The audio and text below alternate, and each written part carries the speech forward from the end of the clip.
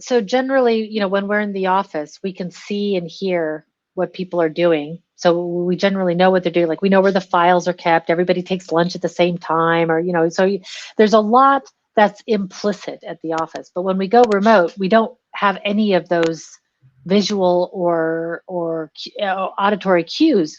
So we have to make stuff explicit. And what I tell people is like a very simple team agreement might be, how are we going to communicate with each other and which tools are we going to use? Because some people are phone people, some people are email people, some people like instant message. And there's different ways of using tools. And so you want to kind of come to an agreement with your team on which tools you're going to use, first of all, because there's a million out there on the market. Everybody's got their own preferences. So you got to agree on what you guys are going to use. It doesn't have to be forever, but like for right now, what are we going to use? And then you have to agree on how you're going to communicate with each other. And the example I always give is you would never email the fire department if your house were on fire, right? Like you need a different form of communication for that, something faster. And it's the same with something on your team. Like if there's something super urgent, you don't send an email, like you call or something else that's faster. So you have to discuss with your team what you're going to do. And also you might want to discuss, like, are there core hours that we need to be together? Are there core working hours, or does it matter? Like if you wanted to do your work from 10 to 12 at night, does it matter? In some cases it does, in some cases it doesn't. Or response times. Like some people feel like 24 hours, if I respond to your email in 24 hours, that's good. Whereas other people are thinking like, it's been 2 hours and you haven't responded. So you want to just define for your team what is normal behavior.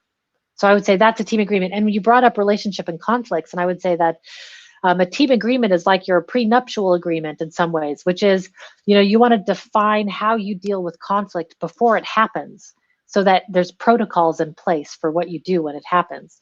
Because conflict on any team is normal and healthy, but on remote teams, man, we get passive quickly, because sometimes the thing is so small that saying something about it almost makes it into a bigger issue than it actually is. And so you need to find ways of, how do you blow steam? How do you tell somebody like, man, that just annoyed me. It doesn't have to go beyond this. I just need you to know, like, that was annoying. I'm annoyed. I don't know what it is. You have to find a way, because when you're in person, you can see it on somebody's face. Yeah.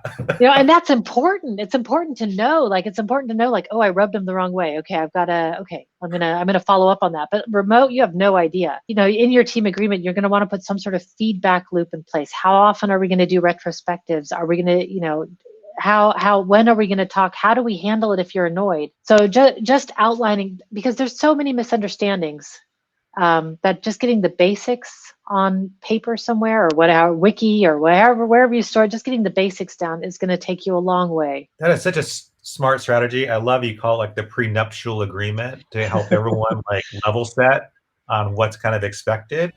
Thank you so much for checking out this clip from the Data Talk podcast. To watch the full episode, you can either go to the Experian blog. The URL is experian.com/datatalk, or you can click on the link, which is found in the description of this video.